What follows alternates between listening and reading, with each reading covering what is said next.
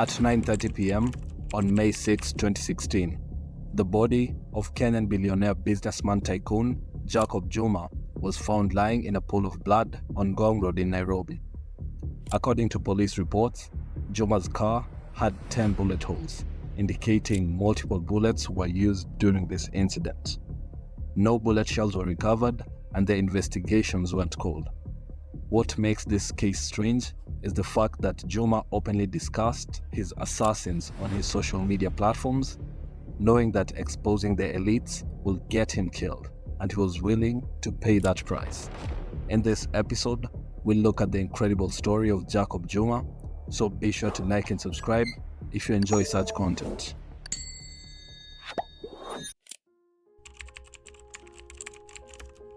Born in 1971 in the village of Mugore, Bungoma County, Jacob Juma attended the local primary school and later graduated from Bungoma High School with distinction. Juma's life will take a pivotal turn when prominent politicians, including Chris Okemo and Cyrus Jirongo, sponsored his education at the Kenya Polytechnic, now known as the Technical University of Kenya. It was during these formative years that Juma's path crossed with a young William Ruto, whom he introduced to his political patron, Jirongo, who had just formed the YK92 to rally youth support for Moi.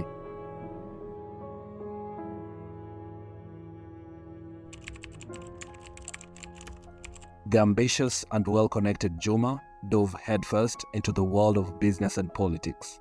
Through his vast network of influential contacts, he was able to secure a number of lucrative deals, including a 700 million Kenya shilling tender to supply maize to the National Cereals and Produce Board in 2004. This deal, however, would later become a source of legal turmoil and controversy. Which was a company fronted by the late Jacob Juma, the controversial businessman. They had won this tender to supply 40,000 metric tons of maize just when NAC came into power. And there were allegations of corruption and backstabbing, and ultimately Erad went to court and it was awarded 500 million shillings. However, it had not supplied any maize. John Waluke, a business partner and co-director with Juma, was implicated post the deal's failure. He was a guarantor for Juma's loan, and after Juma's death, he was ordered to pay 12.2 million Kenyan shillings. Waluke also faced legal issues over the maize tender, resulting in a 10-year jail sentence or a 727 million shilling fine for defrauding the government. In 2012, Juma helped the Canadian mining company Cortec Mining Limited acquire a license to extract niobium from the Mrima Hills, a deal estimated to be worth a staggering 6 trillion Kenyan shillings. As a director, Juma stood to personally benefit to the tune of 30% of this massive contract. However, when Juma and the Cortec bosses met with the then newly elected President Uhuru Kenyatta in Mombasa, the government unexpectedly revoked Cortec's mining license. Juma claimed that the mining cabinet secretary Najib Balala had asked for an 80 million shilling bribe in exchange for maintaining the license, though evidence supporting these allegations remains unclear. Today, though, Cortec introduced a new twist into the unfolding saga whose price is trillions of shillings. The Minister of Mining was demanding Kenya shillings 80 million from Cortec Mining Company Limited, and that if the company did not honor the payment, the minister has threatened to cancel the licenses issued since 2007. We are revoking all licenses from the 15th of January to date. My track record is very clear on issues of corruption. And if it's money, I don't need money. Feeling betrayed by the government, Juma began to fearlessly expose alleged misdeeds by high-level officials, including William Ruto. He provided detailed documentation and evidence to support his claims, which related to issues like the Weston Hotel land-grabbing scandal he exposed Ruto as being the owner of Weston Hotel, which was grabbing Kangata primary land. He said in a Facebook post, "Here is proof that William Ruto, Deputy President of Kenya, owns Weston Hotel, which was built on grabbed public land previously owned by Kenya Civil Aviation Authority, a public body that deals with air navigation security. He owns the hotel jointly with his daughter Charlene Chelagat and Rael Kimeto, the MD for his venture Africa Safaris tour company. We must fight corruption perpetuated by public officials." He personally paid for a lawsuit to repossess the land, providing documents of Minister Francis Muthaura warning the land was being grabbed back in 2003. DP Ruto, through his lawyer, tried to deny ownership in January 2015. The Ruai land grabbing scandal, exposed by Juma, involves allegations of illegal acquisition of a significant parcel of land in Ruai, Nairobi, by Renton Company Limited, which was linked to the Deputy President, William Ruto. The land, spanning approximately 1,600 acres and valued at around 1.5 billion shillings, was originally earmarked for a sewerage treatment plant expansion. The controversy also involved claims that the land had been used as collateral to secure loans from financial institutions. Juma also accused Evans Kidero, the former governor of Nairobi, of financial misconduct related to Mumias Sugar Company. According to the information available, Juma claimed that Kidero fraudulently received 650 million on behalf of Mumias Sugar Company Limited, but never deposited it into the company's bank account, which contributed to the company's financial troubles. Juma's exposés also uncovered the National Youth Service scandal, where over 790 million Kenya shillings had been stolen. Benson Gedi Mushemi has been linked to the NYS scandal. A social media post from 2016 alleges that he is the chief architect behind the scheme and stole 800 million shillings in a single day. A separate news report from the same year mentions Mushemi facing charges alongside others for the loss of hundreds of millions at NYS.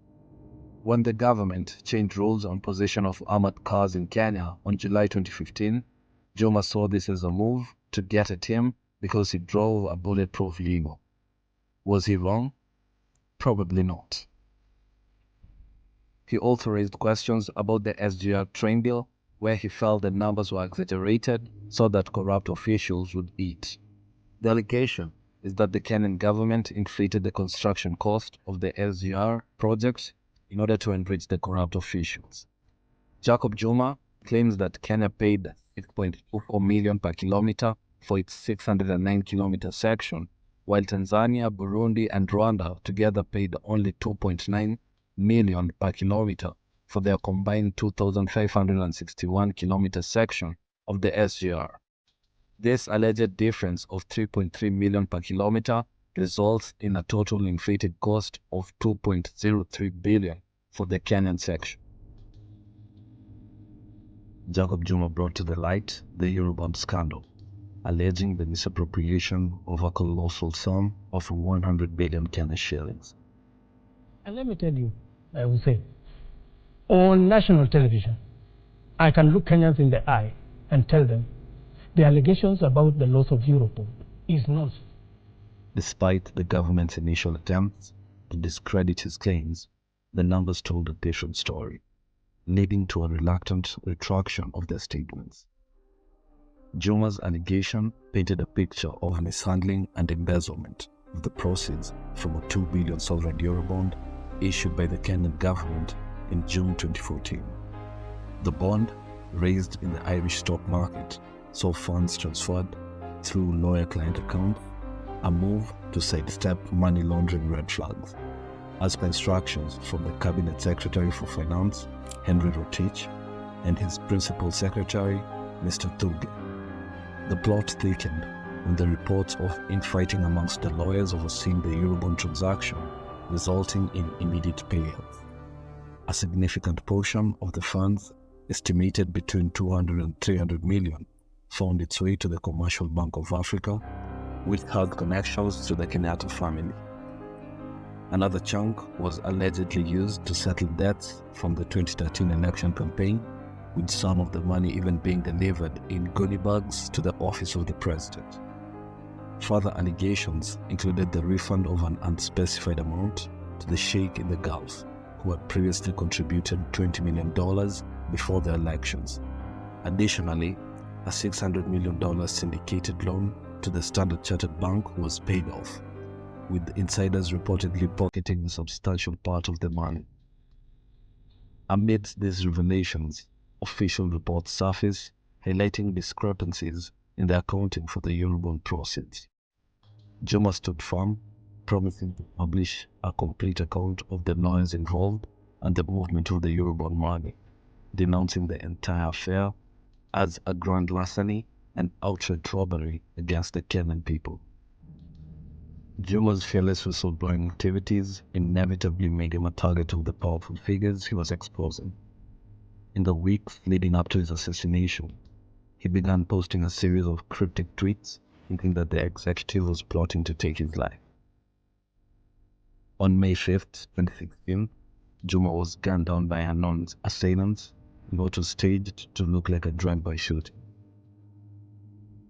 Despite his bulletproof car, the killers were able to take his life, silencing one of Kenya's most courageous and relentless corruption fighters.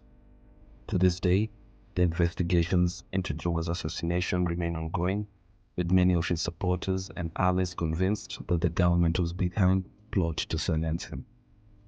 His famous tweets are still publicly available, and this video briefly goes through only some of the most notable exposés on his social media platforms, which randomly start trending as many of his claims have been vindicated.